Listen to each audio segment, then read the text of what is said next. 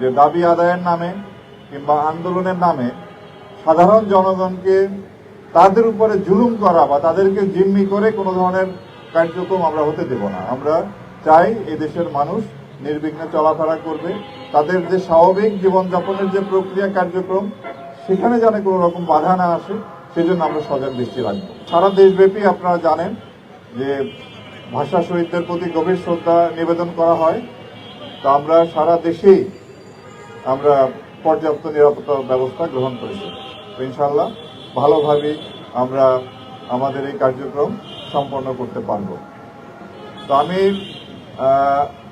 আপনাদেরকে এর আগেও যতবার আপনাদের সামনে মুখোমুখি হয়েছি গত 1.5 বছরে, যখন জুলাই আগস্টের পরে একটা ভঙ্গুর আইন শৃঙ্খলা পরিস্থিতি ছিল, তখন থেকেই কিন্তু আমরা আইন শৃঙ্খলা রক্ষাকারী বাহিনী আপনাদের মাধ্যমে দেশবাসীকে আশ্বস্ত করেছিলাম যে আমরা এই দেশের আইন শৃঙ্খলা পরিস্থিতি এটা নিয়ন্ত্রণে আনতে সক্ষম হব, ভালো করতে সক্ষম হব এবং একটি সুষ্ঠু নির্বাচন করার জন্য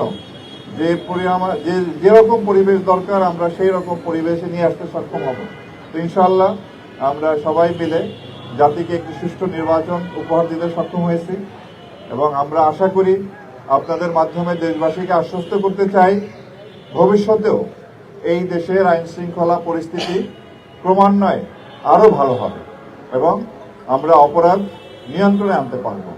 কোনোভাবেই যাতে আইন শৃঙ্খলা পরিস্থিতি বিঘ্ন না হয় সেদিকে আমরা সবসময় সতর্ক আছি, সজাগ দৃষ্টি রাখব। আমরা আপনাদের কাছে দৃঢ়ভাবে বলতে চাই যে দাবি আদায়ের নামে কিংবা আন্দোলনের নামে সাধারণ জনগণকে তাদের উপরে জুলুম করা বা তাদেরকে জিম্মি করে কোনো ধরনের কার্যক্রম আমরা হতে দেব না। আমরা চাই এই দেশের মানুষ নির্বিঘ্নে চলাফেরা করবে, তাদের যে স্বাভাবিক জীবনযাপনের যে প্রক্রিয়া কার্যক্রম সেখানে যেন কোনো রকম বাধা না আসে, সেজন্য আমরা সজাগ দৃষ্টি রাখবো।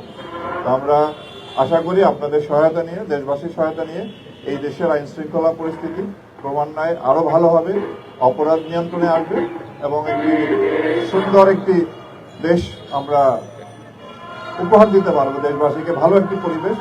সেই আশাবাদ ব্যক্ত করে আমার বক্তব্য শেষ করছি। ধন্যবাদ।